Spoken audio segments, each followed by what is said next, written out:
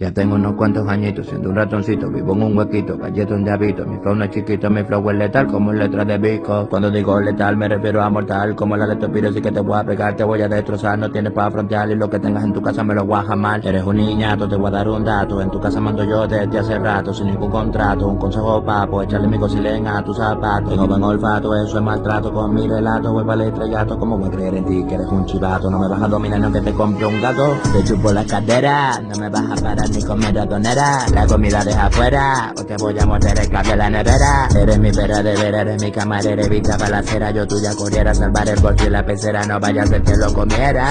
Esto es un bombazo, floratonil para todos los payasos, con mi saliva trazo, mi ADN en el borde de todos tus vasos. Si quieres a mi ratona debajo del refri, y mismo yo te la embarazo, y te mando de paso a mis hijos para que sigan dándote el coñazo. ¿Estás oyendo, papi?